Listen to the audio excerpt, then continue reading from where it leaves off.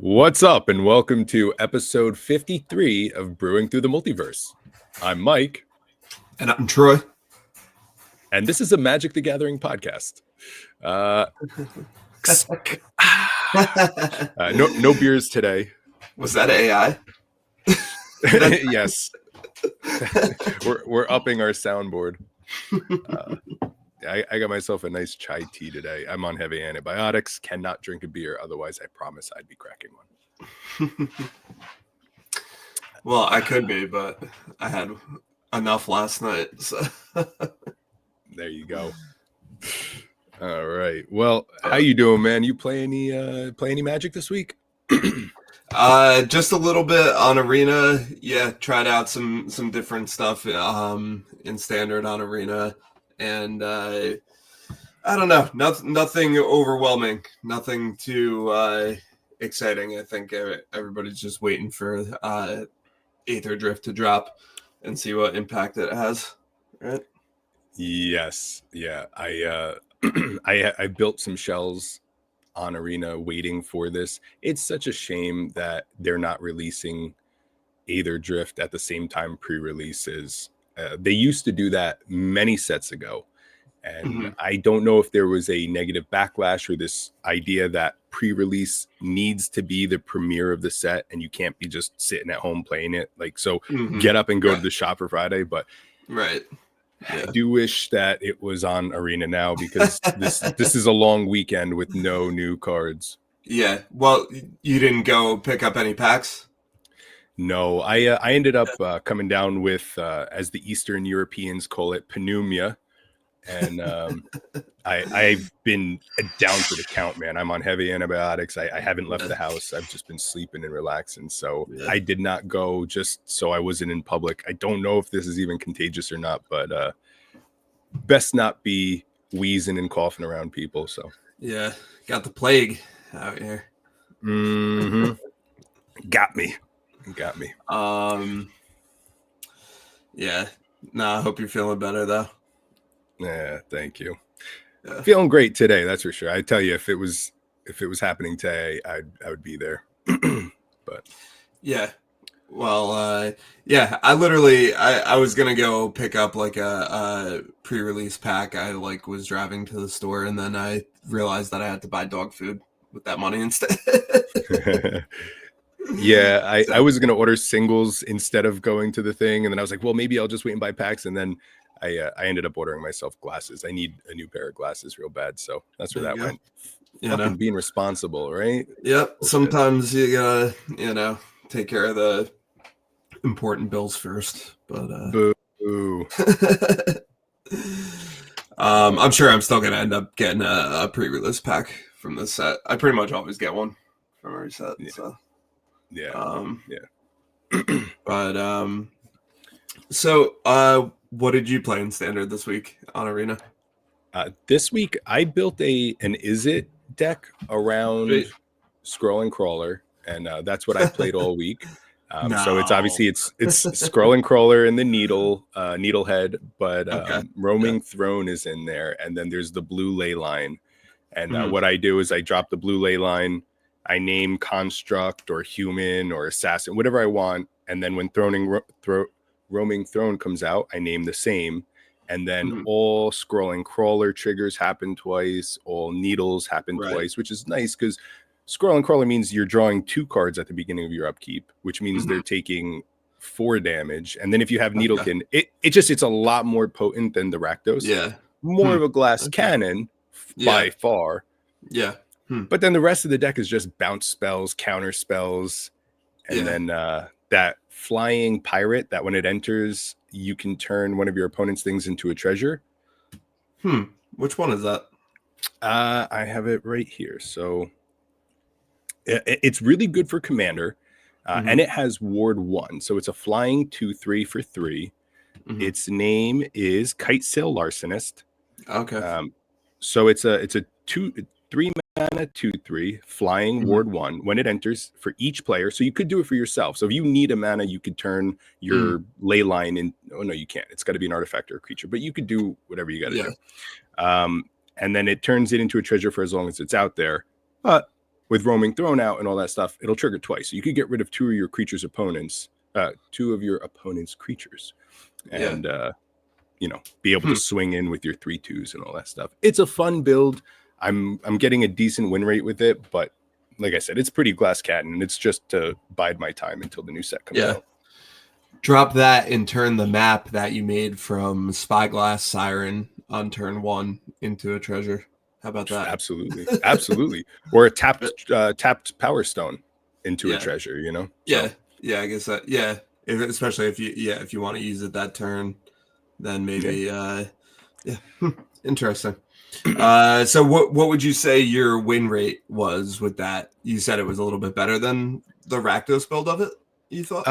Well, so to be fair, I'm playing it in just play, not ranked. So I'm not playing it on the ladder, which means I'm playing it against jank builds, test builds, and nothing amazing. And without the rank there, people will concede quickly. You counter 1 or 2 spells, they just concede. So it's a warped view. But I was winning about 50%, and I was having fun. That was the most important part. It was fun. It always is. Did you do any changes or additions to your deck? I know you said you were kind of testing and looking, but was there any card that you were like, I'm gonna try this, and did it work or not? I don't think specifically for the Orzhov deck, but I tried out a Selesnya Rabbits deck. I tried out a couple different decks, and the Selesnya Rabbits deck was the deck that ended up seeming to be doing the best for me, as well, enjoying it and being successful with it too. So, and I tinkered with, some stuff that I found online, and, found my own build of it that seemed to be working best as well. So I'll mention some of the hits from it. And some of the things that I didn't see being included that I think fit right into this deck. So in particular, the lists that I was seeing of this aren't running like Regal Bunicorn, Okay. And all this is like, I'm running 90%. It's all a rabbit creature. And then we've got the only cards in here that aren't a rabbit creature. We've got Hop to It that makes 3 rabbit creature tokens. So essentially still playing rabbit creature. Knight Errant of Eos, which is, definitely a top meta card, right? So, this deck, obviously, you're putting out a lot of creatures early on, and then this card actually is so... Have you come up against this much? I'm sure you have seen it on the ladder, right? Which one specifically? Knight Errant of Eos.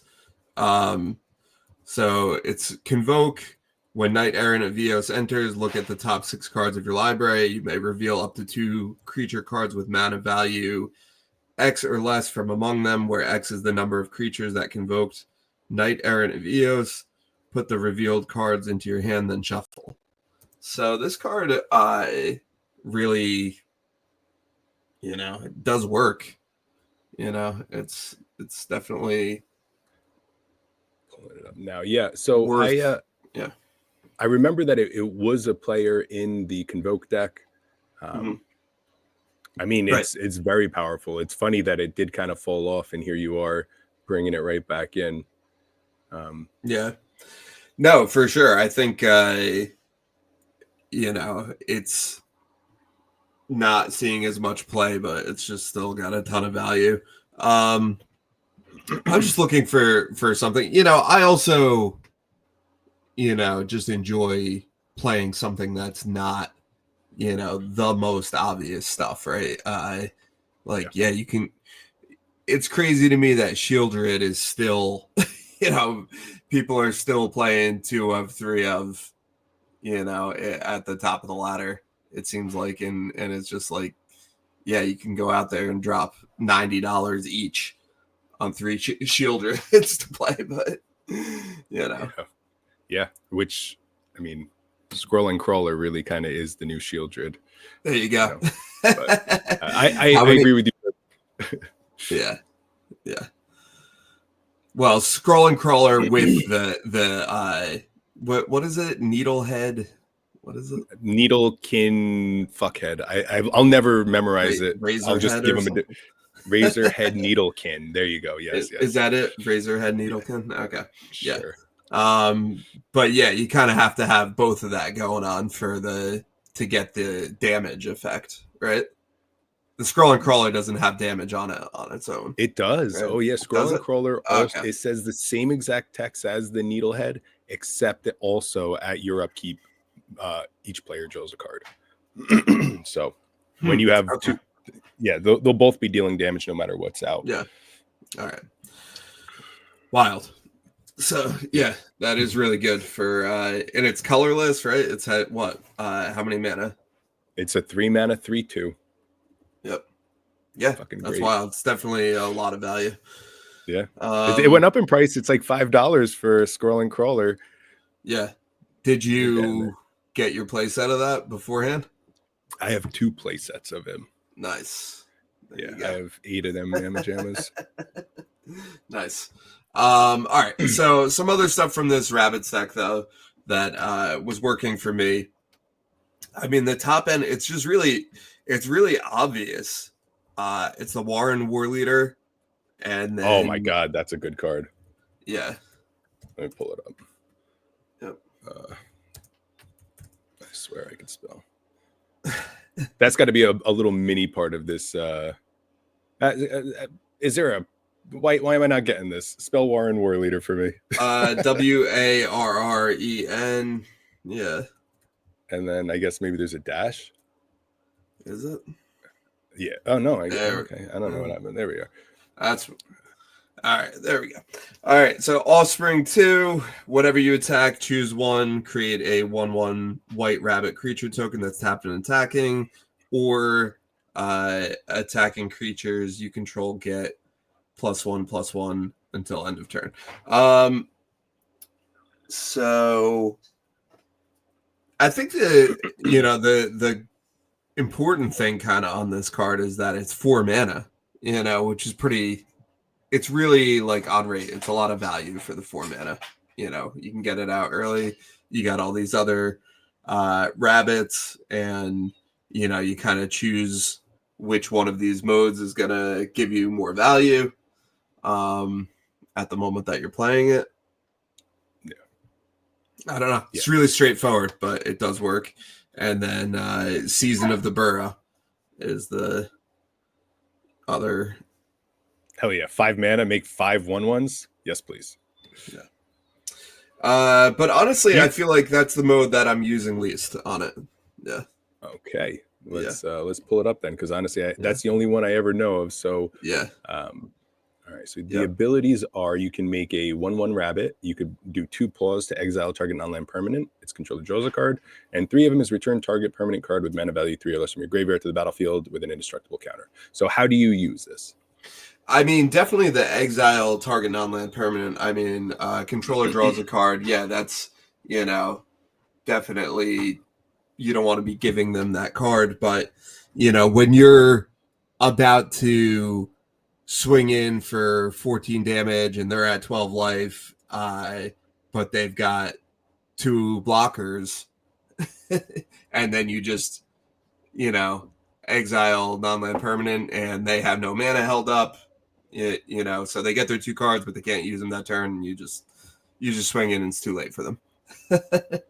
I didn't even think about using that twice. Yeah. That's actually, this is really powerful. It's like, I'll get rid of 2 of your things, fuck the card draw, and I'll also get a rabbit too. Fuck it. And you're getting a rabbit, and then 2 of the cards that I'm playing, the Regal Bunnicorn and the Burrow Guard Mentor, both count how many creatures that you have, for their power. So it'll buff them as well. So I mean, this is a really straightforward deck. I'm sure rabbits probably saw their minute during Bloom Burrow in particular. But I don't know. It's just still doing work out there. Yeah. Of course, I got hosed by a few rabbit decks. I mean, Selesnya rabbits. I also ran across Boros rabbits, where people are doing more Cool. leader call and Yeah. impact Nice. tremors with the rabbits. So Right. Yeah. it's Yeah. violent. Definitely. That's it. So No, that's cool. I'll mention, a couple of the other decks that I've, tinkered with a bit and, just haven't done what I've wanted them to do. I probably the one that I liked the next most to the rabbits was this Simic build with Tolarian Terror and Eddie Mercrab and just a ton of instants and sorceries, stuff that for self mill that then, puts these instants and sorceries into the graveyard, and then you're able to flash in Eddie Mercrab super early. So I'll read this one off. It's 5 and 2 blue, 7 mana total. It's got Flash. This spell costs 1 less to cast for each instant and sorcery in your graveyard. Edinburgh Crab enters tapped if it's not your turn. When Edinburgh Crab enters, tap up to 2 target creatures. So one thing that I would do with this as well, even, is to hold it up, save it, but then flash it in pretty much at the beginning of the next player's turn, beginning or as soon as I am able to do it before they go to combat. Right, so that I can tap down 2 of their creatures, because if you wait until they're able to declare attacks, then it's going to be too late for you to use it that way. Right. Yeah, absolutely. Or even better, you want to do it before combat, obviously, but I like where you're like, well, let's see how close I can get, because if they go to cast a pump spell or some sort of what is it, the Caretaker's Talent, and then they go to put the 1/1 counter on it, it's okay. Right before that 1/1 counter goes on it, I'll tap that. So right. Absolutely, this is a nifty little card, and 7 mana is always such a deterrent. But if you're not paying 7 mana for it, then no, yeah. And in the build that I was playing, I was often casting this for 4/3, something like that. So hell yeah. It's this build was playing a lot of other common cards on the ladder right now. This town ain't big enough. Seed of Hope, Bushwhack, Storm Chaser's Talent, all stuff that we're constantly seeing, I would say, right? Yeah, cool. So that one was fun, but not super competitive, I wouldn't say. I've tried out a Teamer Otters build that I honestly shared some stuff, but just put in some Emberheart Challengers and Monstrous Rage, some stuff like that to try to make it more aggressive, basically. Did you feel that the aggro was advantageous, or do you feel like holding back and doing a more straightforward theme was the better option?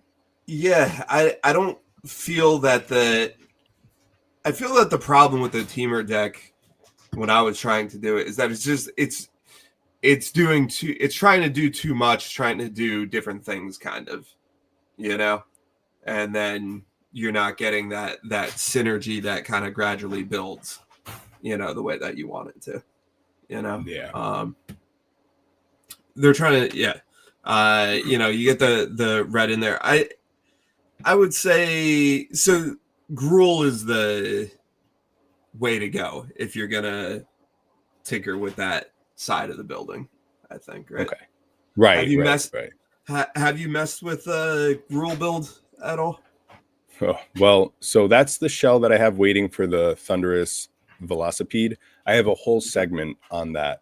So we will get to the Gruul build a little later on, but I do believe we have a guest appearance showing up in a minute here. I think Joel is going to be hopping in to say what's up.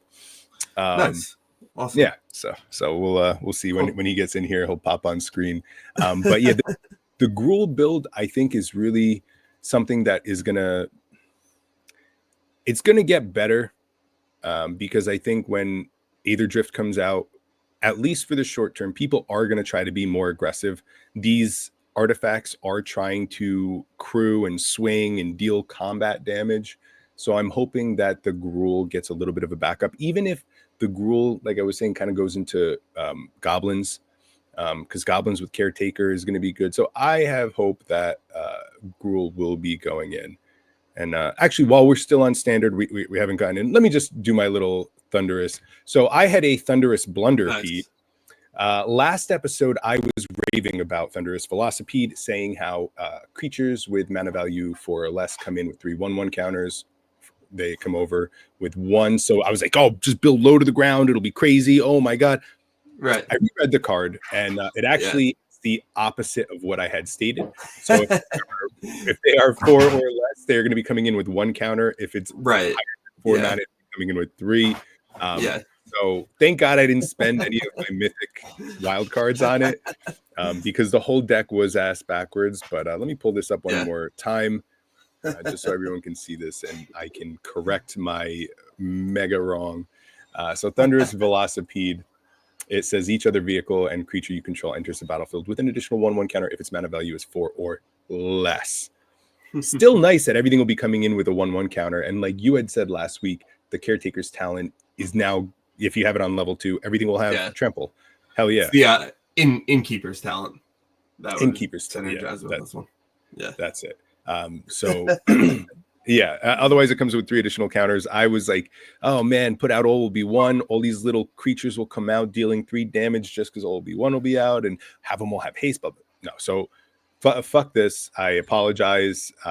I still plan on trying to make it happen because I ordered a playset of them at $5 each. So I'm gonna force it, but not the card I thought it was. So I just had to get that out there. That was my Gruul build, and it's a no-go. No worries. Yeah. Well, something will still happen out there with it, but I'm gonna make it happen as I normally do. Just fucking force that baby in there, but I'll get it. All right. Give me 1 minute here because one of my dogs is going crazy. You got it. Hit this old pause button. Wow! Magically, I'm here. That's crazy. Wee. How we doing, Joel? How's it going, man? Doing well. Doing really well. Looking at some AetherDrift cards and feeling very underwhelmed. Is there any card from this set that you're definitely excited about that you could clearly say, hey, this is a banger? Unstoppable Plan seems like it's gonna be a pretty big banger. I love Seedborn Muse effects. Wilderness Reclamation is something I'll throw in decks all the time. But all non-land permanents untapping just feels like it's going to be so powerful in not only artifact decks, which come to mind immediately, but also like any like mana dork kind of situation as well. I almost want to say it's not better than Wilderness Reclamation, but it's definitely powerful in a different type of way.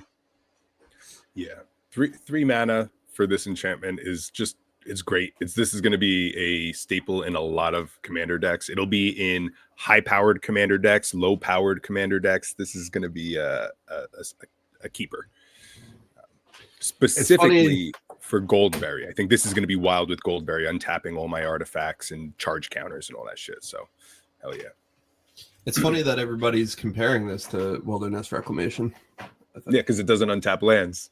But it's a 3 mana art enchantment that untaps the other half. Right. Yeah. I think Wilderness is 4, I think, right? Yes. Oh, is it 4? Yeah, damn. 4 mana, yeah. Do you think this would be better if it was an artifact? Do you think enchantment hinders this a little bit? Nah. I think enchantments are one of the harder things to interact with for most colors. All right. Nice. Yeah, and this card right now, I think last I checked is like $2.50. So grab them while you can, because these will probably end up being a $5-6 card as time goes on. So not that it'll ever be a chase card, but yeah, I feel like Wilderness Reclamation kind of went up, and then it got reprinted in a couple precons, and now it's like reasonable again. It's like a couple dollars, so I'd imagine this will probably follow the same kind of trajectory. yeah. Now in this photo, this is showing Jace as a bad guy. I mean, it seems like he kind of took control of everybody and is taking them to do stuff. Why is Jace such a dick? I think they're in the story. They're kind of setting him up to be like the villain.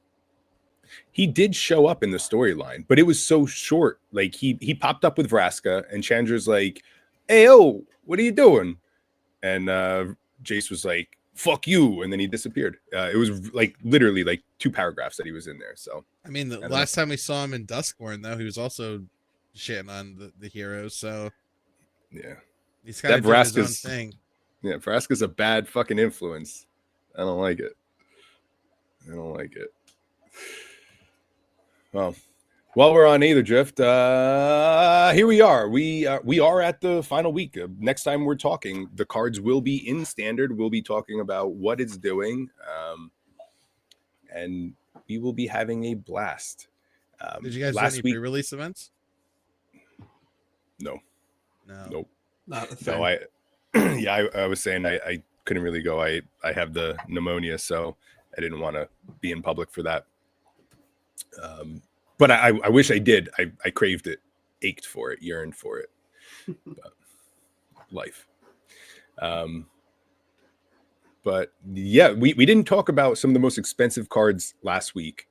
And this is a perfect time for you to get in here, Joel, because these cards are not just standard cards. They are probably going to be commander cards more so. So let's just start with the Aether Spark, because I fucking hate this card. The more I read it, the less impressed I am. And the price has been dropping for it also. Yeah, so let's pull this up here. Okay, so the Aether Spark is a 4-mana artifact planeswalker equipment. And so it's an artifact, it's a planeswalker, it's an equipment. It's great if you're trying to dump things into the graveyard and get as many card types. This is a banger, but I don't know if that's what you're supposed to be using this for. So it has, as long as it's attached to a creature, the Aether Spark can't be attacked, and has, whenever equipped creature deals combat damage to this during this turn, put that many loyalty counters on it.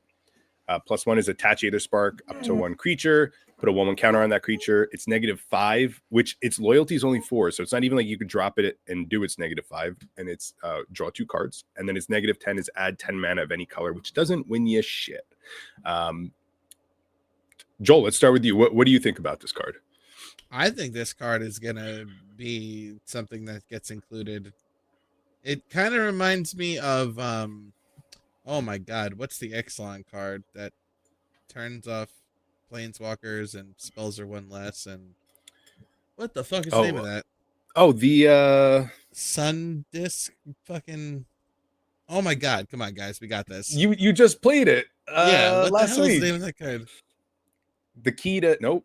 Fucking... No, not Key to the City. This is gonna fucking kill me. What is the name of that card? All right. Spells 1 less. I can remember all the effects. Yeah. You draw an extra card. You can't. Yeah, spells cost 1 less. Your creatures get 1/1, and planeswalkers can't activate. Yeah, and then you play it. It's 5 mana. It's legendary. Oh god. All right, quick pause to find it. Immortal Sun. Ah, the Immortal Sun, of course. The Immortal Sun. Jesus fucking Christ. Which notably is almost $20 right now. Yeah, shit's creeping up. But it's just like one of those artifacts that I feel like can go in pretty much any deck, because the way I view it is that, you know, if you put it on something that has 5 power, you're going to get the 1/1 counter on it to make it 6. It just needs to deal combat damage during your turn. So you need to swing with the creature. But if you're swinging with a 6/6, even if it gets blocked, you're still going to get all the loyalty counters on it. And then that's like 10 mana. And then if they want to get rid of it, they can't even attack it right away. They'd have to get rid of the creature it's attached to first. So, and then 10 mana of any one color. I don't know about you, but I'll take 10 mana of any one color any turn. So I just feel like this is going to be like huge in any monocolor deck, 2-color decks. I just think this is going to be one of those generally good in any deck kind of things, and I'll probably end up slotting it in most things that I have that have even a moderate size like creature base in there. All right, interesting. Troy, Your Captain America. And this is not for me, but is this gonna go in your Captain America deck, Joel? Yeah, I mean you could fucking throw it and then reattach it, Yeah. and then I mean there's no reason not to. Captain gets pretty big pretty quick. Yeah, I didn't know if I don't know. 10 mana of any color. I mean that it's what is that? 3 colors that deck? Yeah, it's red, white, and blue, right? So are you running any like big red spell that could take advantage of it or something? I mean, more equipment. I have plenty of expensive equipments in there, like Caldera Complete is in there. That costs 7, and Excalibur's 12. But obviously it's less based on. I think it's how many legendaries you have, or the power of legendary creatures, or something. But there's plenty of large things. When you throw it, it deals damage equal to the mana value of the equipment. Yeah. Is that right? Yeah. Yes, sir. There you go. So I probably wouldn't be throwing it as much as I'd be equipping it to cheat. Using it to get bigger ones in. Yeah. Yeah, that makes sense. Okay. Yeah, because if something has a sword on it, and then you put this on it, you're definitely going to get the damage, and then use its abilities. I don't like it in terms of gameplay, like just having a planeswalker behind a card, because typically when you equip something, you put it behind the card, and like having this planeswalker with a wall of text hiding behind a creature, it just seems a little clunky for me. Plus, like, I run a fuck ton of removal. Go ahead, try to equip this. I dare you. I will remove that creature as fast as I can. So I don't know. I don't see this. Well, I guess I'm talking more standard in my views. So maybe in Commander, where you're not using removal as heavily in single targeted, maybe this will be good. But Joel, you're gonna have to show me, because I'm not putting it in any of my decks. So prove me wrong. Right. The first time I cast something for 10 on like turn 4, you're gonna be like, shit. I hope so. All right. Do you think it's worth $30? Do you think this will go down in price? Do you think this will go up?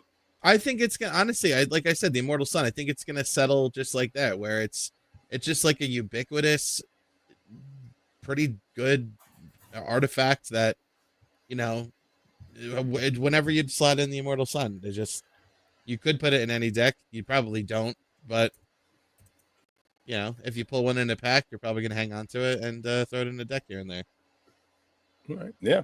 Well, let's go to the other chase artifact mythic of the set, which is Radiant Lotus.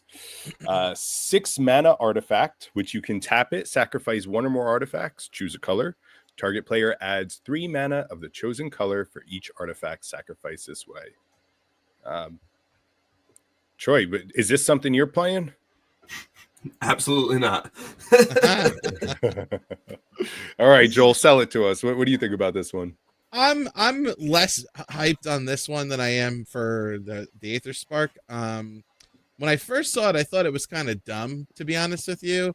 But then reading some commentary online, I don't think it's as dumb now. Because it is true that, it can tap as soon as you get it out. So yes, it is 6 to play, but all of a sudden you're turning your treasures into Black Lotuses, or you're turning your clues or your foods into Black Lotuses. Like, I would be surprised. Like, why not put this in like your Food and Fellowship deck, Troy? Like, all that I could food see now that becomes shitloads of mana. I could see that. Yeah, because at some point you don't need the life, but you can always use mana. You need 3 mana. Yeah. So I think this card is pretty good. I think it'll drop a little bit. I don't think it's gonna. I think Aether Spark is gonna take over the mythic artifact spot of the chase card, but I think you could do pretty good things with this. And also too, like, if you could ramp this out like quickly, I feel like there's a lot you could in specific decks, you could really break this like pretty hard. Because it's 6 colorless, so you just gotta, a Dark Ritual and a Soul Ring, and you're already almost there. And then you're sacrificing your Thopters or your fucking whatever super treasure tokens you're making. Like, I was thinking about putting this in Mr. House because I'm making a shitload of robots. So why not just turn some of those robots into mana? Yeah, I'm going to be getting one of these to put into the junk deck, just because junk is making servos, treasures, junk, and I'd be able to turn all that into value. But other than that, I think it's safe. I think it's a good card. I think it's safe. I think it'll have good spots for it. I don't know if this is a chase mythic, but I do like it. I wish it was 5 mana. I think the 6th mana means that, like, if you sacrifice 2 things, you just break even. So, like, if you got 1 more mana for sacrificing 2 artifacts, I think then it would be a lot better for me. But I don't know. It's all right. I don't know. Like, what do you try to use this to get out in particular? I don't know.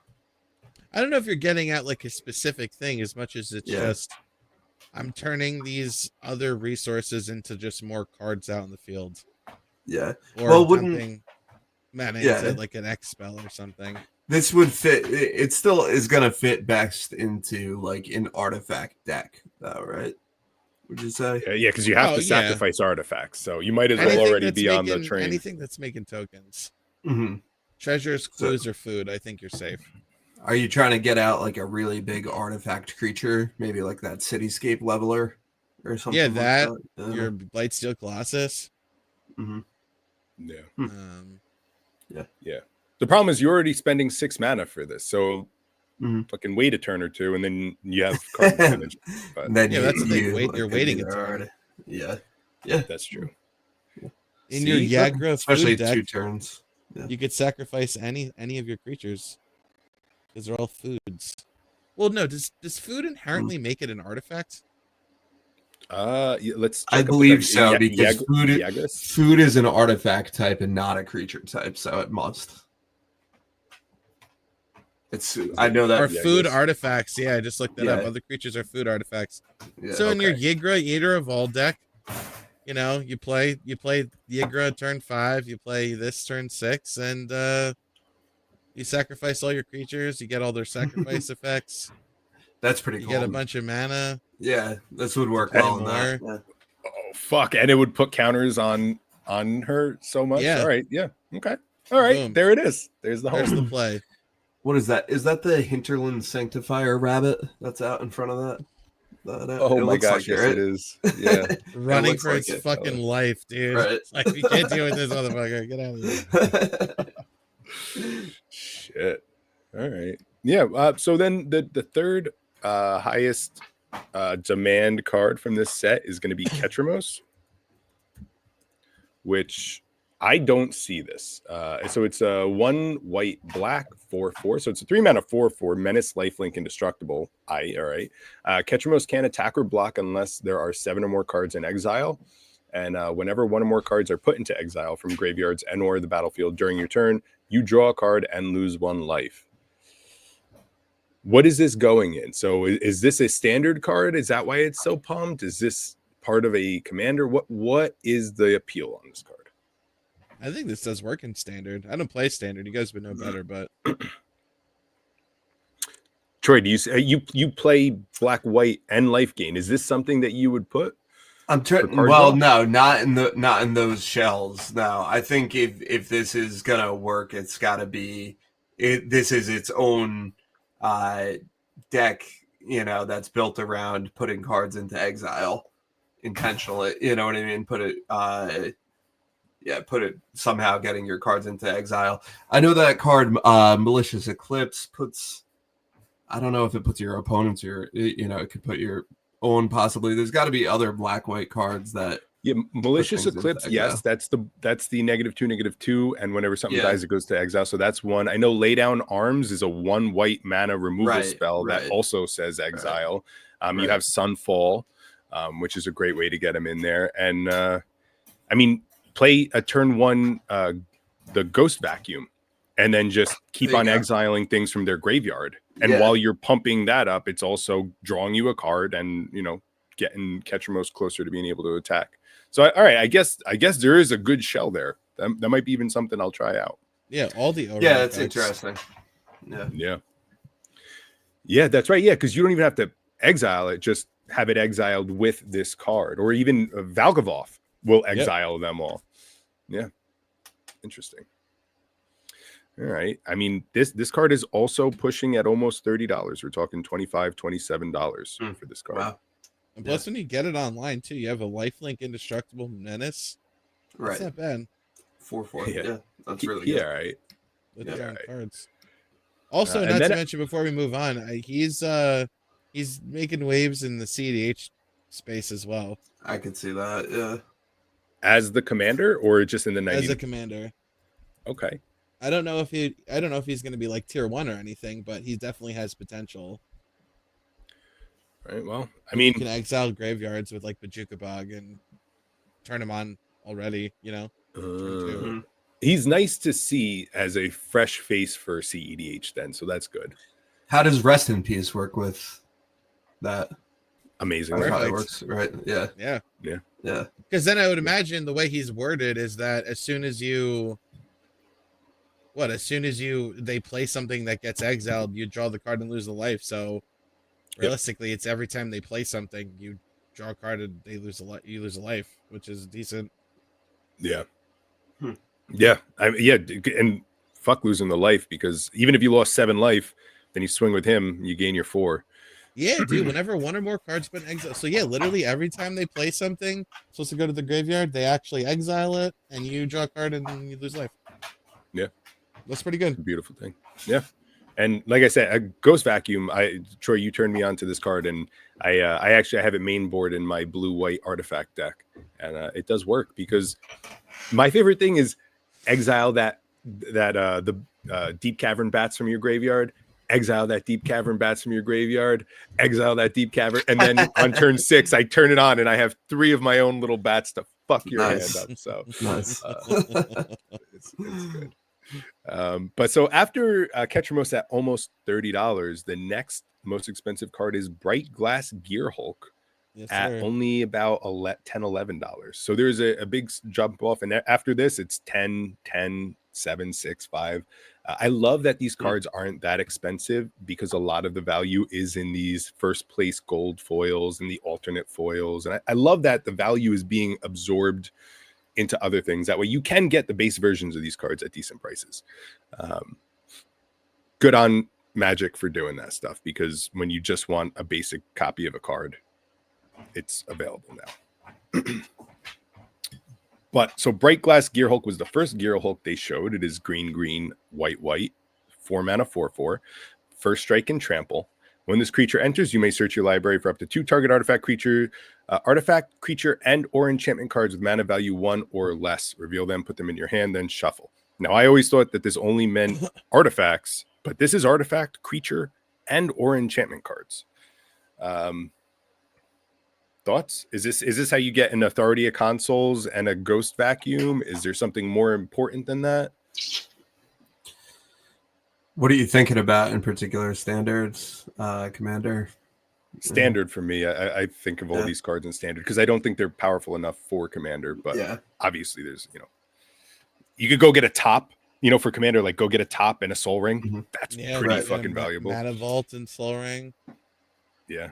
Birds of Paradise and Mox Llanowar Elves. Mox Opal, Mox Diamond. Whoa, now, yeah. Damn. Okay. All right. I see it. We're sold. In both formats. Yeah, there's plenty you can get for 1. Yeah. Even I want to actually, while we're here and talking about this, because the Gear Hulk we've talked about, but Market Back Walker. Let's see. Yeah. What do you guys think about this? So it's XX for 0/0. This creature enters with X/1/1 counters on it. You can pay 4 mana to put a 1/1 counter on this creature. When this creature dies, draw cards for each 1/1 counter on it. I love this fucking card. What do you guys Same. I view it through Commander lens, and through Commander lens, I see this taking up space in decks that struggle to draw cards. Like I would put this in like a red deck where, I don't love red's card draw with like looting and pillaging and whatnot, but this just can fit in so many decks that could use some more card draw. Because the way I view it is like it's 2 mana for a 1/1 that'll draw you a card when it dies. And then late game, it's a 4/4 that draws you 4 cards when it dies. It just feels like no matter what part of the game you get it, it'll be somewhat relevant. Yeah. Definitely, it seems like, just generically good. But I still, I pretty much would only put it in a artifact synergy deck still.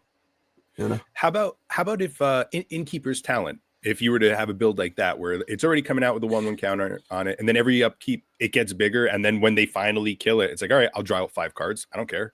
Yeah, maybe a +1/+1 synergy deck as well too. Maybe have a bristly bill sitting next to this, and every time you drop a land, that land is also going to convert into power for sure and card draw. So yeah, I like it.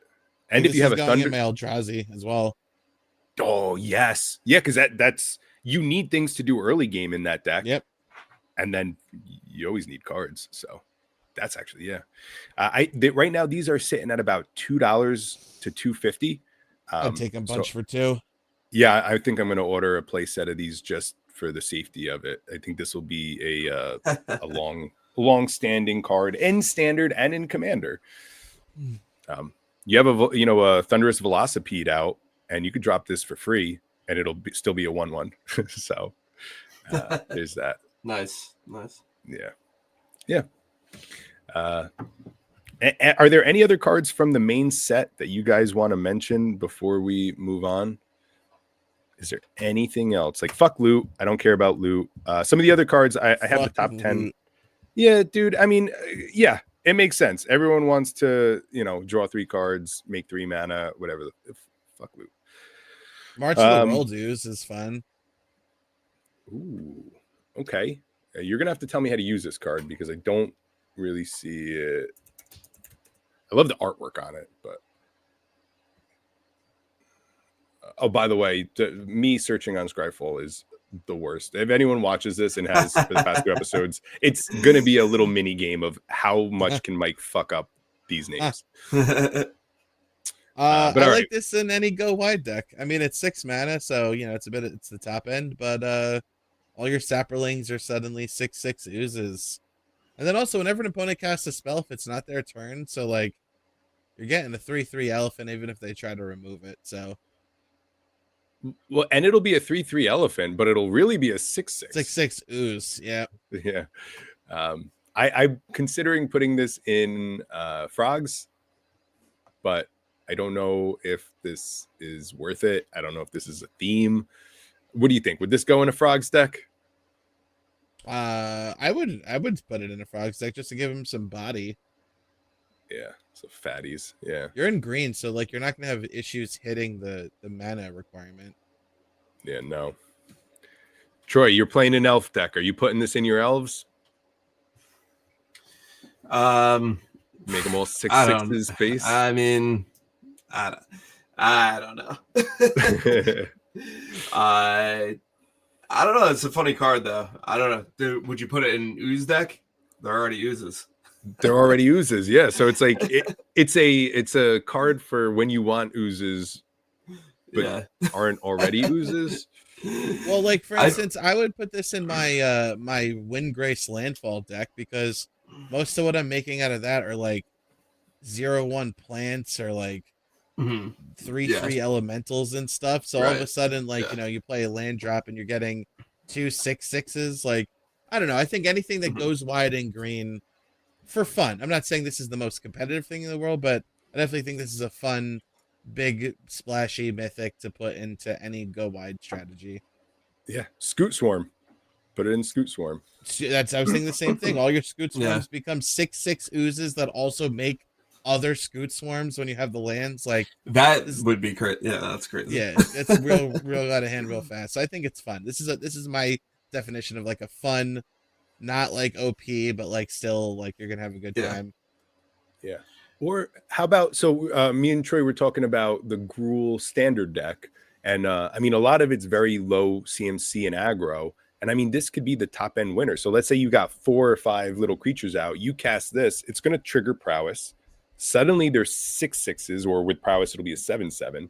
You swing out, and if they happen to kill it, a lot of those little guys say when they die, deal damage equal to its power. So, I mean, this could be a win con in Gruul decks if you really want to try to make it. I mean, but it's good too, because okay, so they wiped your board, you don't have any creatures, but when they cast the spell, then you get a blocker at least. So this might actually work in Gruul shells right now.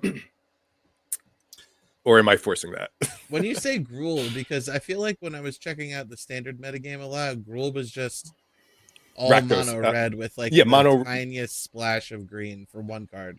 Is that still what it is? Yes.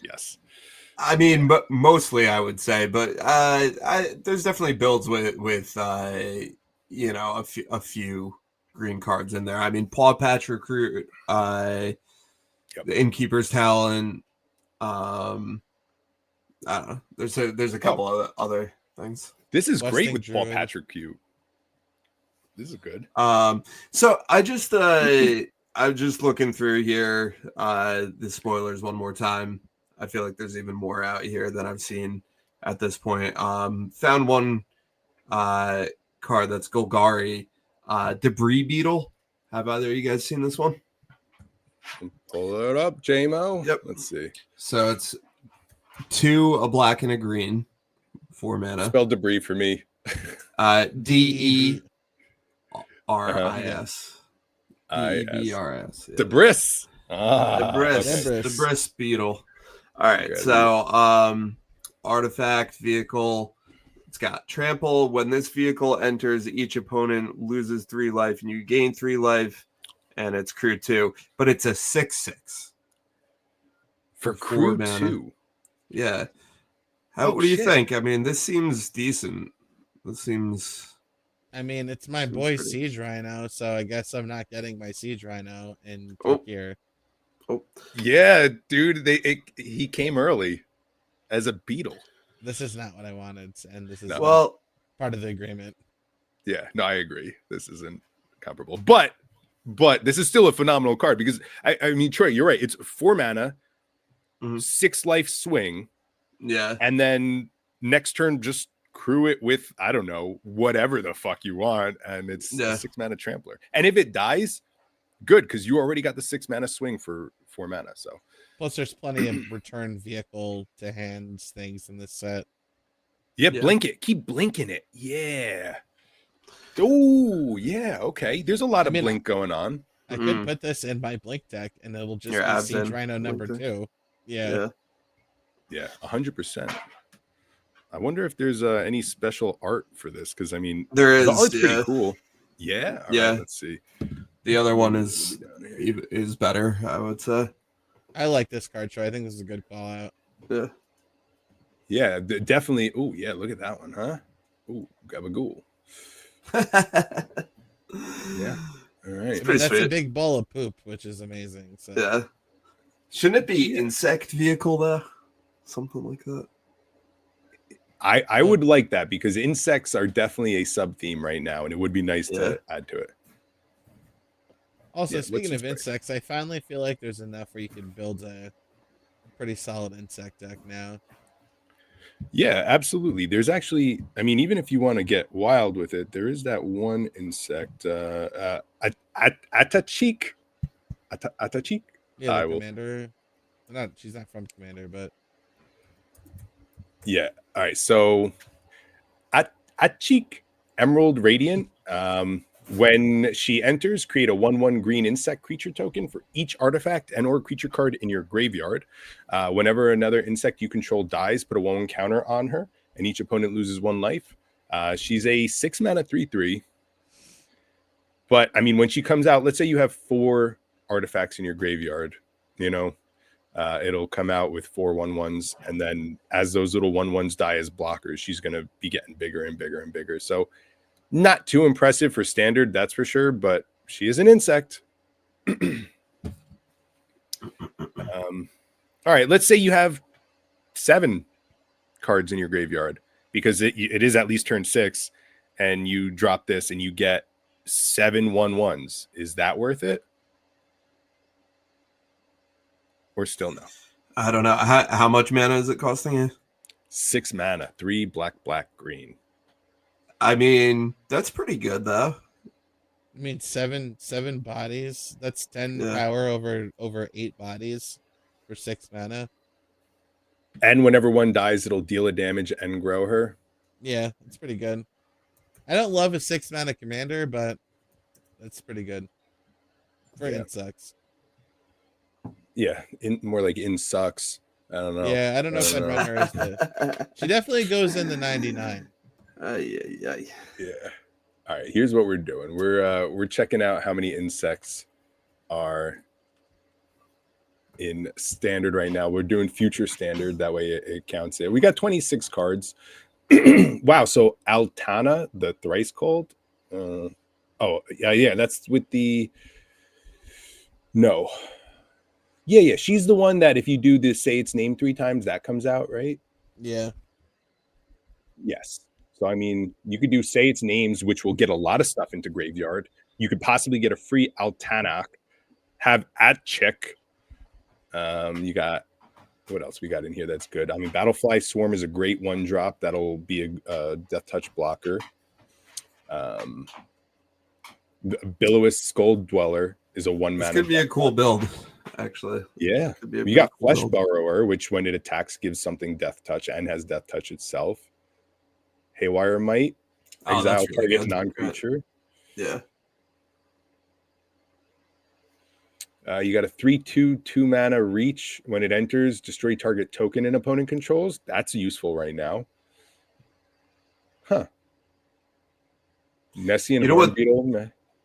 That Debris Beetle actually should have the text that when it is a creature, it's an insect, right? Because I think insect's not an artifact type, But yeah, that'd be a cool additional text for it to have. I think. Yeah. What's good is it is an artifact. So if it goes into the graveyard, Atchik would at least make a 1/1 insect for it being in the graveyard. So that's cool. That's cool. And okay, hear me out. If you have Thunderous Velocipede out, she's coming out with 3 1/1 counters on it. So she's actually going to be a 6/6. And all of the insects coming out are going to be 2/2s. So maybe that's what you do. Yes. All right. So I'm building the insect deck, and that's how the Thunderous Velocipede is going to happen. We broke it. When a vehicle gets crewed, it becomes a creature, right? Yes. Right. Yeah. But when it enters, it does not see itself as a creature at any point. Which I always thought it kind of like a god, where it enters, it sees itself as a creature, and then it chooses not to. But artifacts don't work like vehicles don't. All right, I got one more card here for y'all. There's another card that we'll talk about next week because I'm building a full deck around it, and I want to be able to play test it before I could really talk about it and get my shit right. But Seed of Varma is actually the main person from the storyline, the masked racer. She was called Spitball or Hot Fire or whatever. Spitfire. So she's Spitball, blue. Hot Fire. Everything I else. don't Not red at all. Hilarious. That's hilarious. Yeah, I think she was a red card, and here she is. She's green-blue for a 2/3, which is good stats, 2 mana, 2/3. And she has exhaust X blue, green, blue. Put X 1/1 counters on her. Then you may have the base power and toughness of each other creature you control become equal to Sitma Varna's power until end of turn. So let's say you have the Radiant whatever out, and she's out, Radiant Lotus, and you sacrifice all your artifacts and everything, and you exhaust her for 15. I mean, this is a win con here that is also a good early game blocker. Yeah, it's great enough at home. Yeah, it is. I think it's going to be decent for standard. I mean, for Commander, Joel, is this something that you would put in a deck? Is this, or is this like this is number 7 of the type of card that it is, you know, like maybe in a budget deck, this will be in it. Yeah, I could see this going in a budget deck for sure. It's just like a lot of investment because you can only do it one time.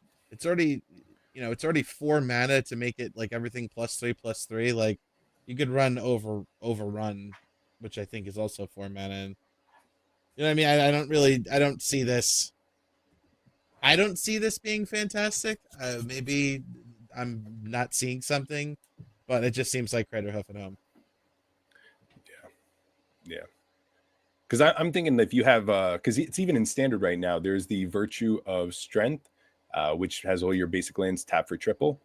So you don't even need the Radiant. You just you drop one of them, and then you could tap it. But my big problem, actually, now that I'm looking at it, is not only can you only do it once, but you exhaust and spend all that money or that mana, and then in response they destroy her, and nothing gets the pump because no one sees what her power toughness is. So yeah. Okay. Well, we Not burned that great. one out quick. Joel, have you looked at these alternate arts for this set? Yes. Mixed What do you feelings. think? What do you think? Yeah. If we're talking about God. not the showcase, well, not the green, I mean gold bordered showcase, right? Just the regular. The ones that I'm looking at here are borderless or extended art, and they're, the ones that I'm liking the best are kind of like these like cartoony sort of. A lot of them are like the Goblin ones, the Howl Squad heavy. And Yeah, I'm not in love with them. No, these ones I think are pretty cool looking, honestly. There's some other ones in here. I would agree, kind of like mixed feelings, but my computer just froze. I might drop out and let me know what happens. No worries. Am I still here? Yep. Yeah. Oh my God, my whole screen just went black and my ears started beeping. All right, I'm sorry. Go ahead. That's just the drugs. These, right? Stone Troy? sober. Yes. Yeah, these remind me of like 90s stickers. I like those. Yeah, ones. I think those are I neat. love those. Yeah. They're not for me, but I can see why people would like them. Yeah. Yeah, the Bloodghast is the best of them. I mean, it reminds me of like Rob Zombie art or something like that. I really love it. I love this fucking ox's mouth. Bulwark Ox. Yeah. I mean, I'm much more partial to the anime arts, which I know some people don't like, but it's just like my proclivities. So I'm glad I will say though that I'm glad that we're now getting multiple different art treatments within a set. I think that's more variety is always cooler, and it just gives you more opportunity. Like, hey, you love these things, you're gonna get your fucking cool ass Bloodghast and House Squad heavy. I could get my Mimeoplasm with like this one big ass eyeball, and Mike can get these fucking golden bullshit cards. I love the golden ones. I can't wait till those prices go down a little bit. Because I mean, they've grown on me. Yeah, they look great in person. I mean, obviously in these photos it looks like mustard, but in person the shine really is impressive. They'll probably curl worse than any other card ever, but they're nice. I like that because somebody pointed out online that's like, oh, it's like Pokemon cards, and I remembered that. Yeah, holy shit, it is like Pokemon cards. Yeah. And as we're looking through this, I just saw the borderless kind of anime art for Curse Cloth wrappings is what everyone's been talking about for that thirsty, Oh yeah, dude. bucket. Oh, this is. I didn't realize that's what it was, but look at that bitch. Yeah. Yikes. They did it, and I love it. But for the longest time, I was looking at the original art, and I'm like, people are really stretching on this one. I don't get this. Yeah, so I see it now. It all makes sense. Well, all right. So AetherDrift, it's going to be a cool set. I'm really looking forward to it. I don't know how many packs I'm actually going to open of this. I would like to get a box, but let my fucking tax return come in first, and then maybe I'll be that one. There you go. Yeah. Yeah. That's what it is. But listen, to finish off this, we have to talk about something that's very, very important in the world of Magic. Something that was announced just 2 days ago and is huge, and I would love to get everyone's opinion on this. Magic the Gathering and Wizards of the Coast came out to mention that they will be working on a movie and TV series with Legendary Studios. They say that they're going to start with a movie and then follow it into a TV series, which means it is a long plan. Legendary says that they are very excited to be working with a long-time IP that has been so carefully cared for, which I don't know about that, but it's a beloved IP. Magic the Gathering has a long storyline and a lot of followers. I'm very excited that it's going to happen. I know Netflix has still not answered whether or not they're doing the TV series, so there's a chance that there is a second TV series not included with this. So we have a lot that's coming up. How do you guys feel about this? Do you think that this is a good move with Legendary? Legendary Studios did Godzilla vs. Kong. They're doing the new Minecraft movie that's coming out. They have some bangers out there, and they did Pacific Rim, so they know how to do big fantasy style shit. What are your thoughts? Troy, let's start with you. How do you feel about this? I'm excited for it. I think they have a lot of good stuff. Legendary Entertainment. I'm trying to see here. Yeah, I don't know. Batman Begins. I'm just at the beginning of like where they're starting with. The Dark Knight Rises. They did. I guess they were involved in that. They have prestige, and like I said, all of the new Kong and Godzilla movies are visually stunning. So, and they work with big time actors. So they did Dune. Right. Oh, that's right. They did Dune. Good. Hell yeah. Yeah. So I think this is going to be awesome, man. Hopefully they just actually follow through with it, right? And it's not like another 3-4 years out. Still, it's got to be at least 3-4 years out. I don't just announced they started working. I don't think there's anything actually happening. 2029 probably. 2030. Jeez. All right. Well, we'll see. Better late than never. Yeah. Joel, do you have any faith in this? Well, I will say that it's like hard for me to be skeptical at first because it's I've been hurt before in this category. Like, where's that Netflix show? But I really, really did enjoy the Dungeons and Dragons movie. I don't know if you guys had an opportunity to check out Honor of Thieves or whatever the fuck it was called, but that was actually a really well done movie. Nice amounts of references, good characters, good story, stuff like that. So if they successfully adapted Dungeons and Dragons, I have faith that they could successfully adapt this. My only problem really is that like I don't love the main characters of MTG. Like I couldn't care less about Chandra or Nissa or Jace. Like maybe a Johnny doing some cool Catman things, but I would almost want it to be like not characters we know, which I know would never happen. So that's my only kind of misgivings is that I don't really care about like the characters, but there's potential. They could do it where like the planeswalkers are just kind of like the intro and the planeswalkers talk about the fucking spark and all this shit, and then it fast forwards to present day and now you're with a crew of just legendary creatures and stuff. That way, like, yes, they did their nod to the planeswalkers, but it's not actually following Chandra and Nissa and everyone around. So like a day in the life of a random person living in Ravnica, I feel like would be cool. Yeah. It's like, oh, there's Niv Mizzet flying overhead, and like, oh shit, Dimir are killing people. Or oh man, doing on Innistrad when the Eldrazi start corrupting the lands. Yeah, that'd be fucked up. And like everyone's waiting for Avacyn to show up, and like she's not coming, and like that could be a nice dark gritty storyline, It's going to be live action, they said, right? Yes. Yeah. I also I would like to see maybe a storyline with Midnight Hunt. I love that set.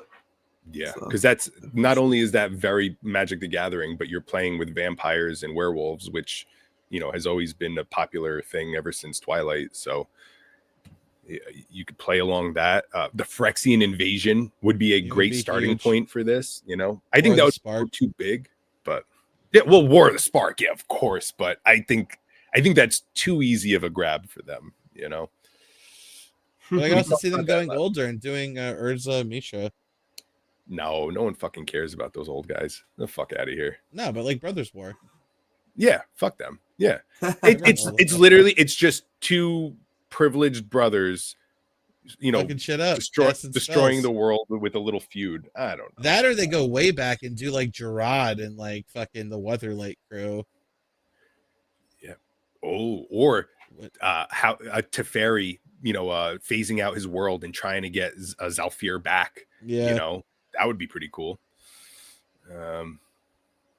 Even, you know, the TV series, maybe every episode be a different plane. You know, like one episode of Bloomborough and how, Yeah. you know, how that all played out. I in one would episode. prefer that. I'd prefer an anthology series for the TV show. Anthology. Yeah, that'd be cool for sure. Yeah. Did you guys see the special guest ones that are included in this set, I guess, for Chrome Box? Yeah, motherfucker. Chrome box. Hell yeah. That's the only reason I'm gonna be buying packs. I mean, that's wild. It says it looks like the yellow border treatment is $500 right now. Or and I hope I get that in my collector's box. That's a lot. I mean, yeah, That is a lot. I mean, but yeah, hey, get at it. I like I said, I'm probably gonna buy one box when I get the opportunity to. That way I could open whatever I can and just call it quits then. But I'm pulling up. So if they do go for the hey, all planeswalkers in the storyline, hear me out here. All right, let me pull this up. So for Nissa, I think they should have Emma Stone as Nissa. She's got the eyes of an elf, and I think she would pull off Nissa phenomenally.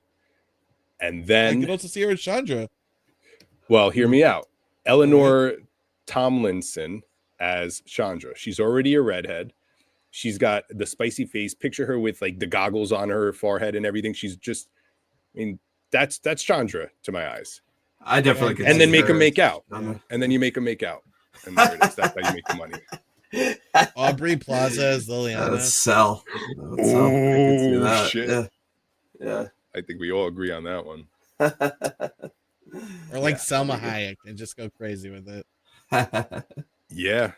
Why not? Or, I mean, I always pictured Liliana to be a little bit more like tan skinned. There's one artwork of her where she's like a little tanner. So like, yeah, get like a Selena Gomez or you know, someone like Vanessa Hudgens, I think would be great. And then who gives a fuck who they pick for Jace? We're talking about the important ones here, you know. Jace could be Nick Holt. Nick Holt. All right, let's Yeah. see here. So first off, that's Vanessa Hudgens. I think you put the golden veil around her. I think she would kill it. could see And that. then Nick Holt. Holt, yeah, tough one. Ooh, He's a put the JC looking motherfucker. Ooh, put the hood over him with the blue eyes. All right, Yeah. I see it. I see it. And then Jason Momoa is Gideon. Oh, okay, yeah. And Legendary Studios is already working with Jason Momoa with the Minecraft movie, so they have the connection. And then Jack Black can be a goblin. We'll make him Jack sweet. Black is Duretti or something. Yes. Oh shit. I love it. No, this is all great news. I'm excited to see what they do with all of this. Yeah, again, we won't be talking about this for another 10 years, but you know, whatever. If it even when comes out. Yeah, when it 10 comes out. years. And who knows? Maybe it's working in tandem and the Netflix show comes out in 2 years and that'll hold us over until this comes out. So Maybe. yeah, that's it. But listen, gentlemen, I think we reached the bottom of our teacups and coffee mugs. And listen, Tuesday Arena is gonna have AetherDrift. You know, your boys are gonna be fucking it up. And yes, sir. We'll meet up next week. We'll talk about what cards I also misread, and we'll keep on going. In the meantime, we'll try to set up some Commander coming up once this weather is not shit and the world gets easier. Yeah. Hopefully, I'm working outside all week this week, so I'm hoping that these meds hold up, because 7 a.m. tomorrow, I'm gonna be in the snow in a trench. So, fucking pneumonia. Anyway, everybody, have a good one. Take it easy. Take it easy. Have a good one.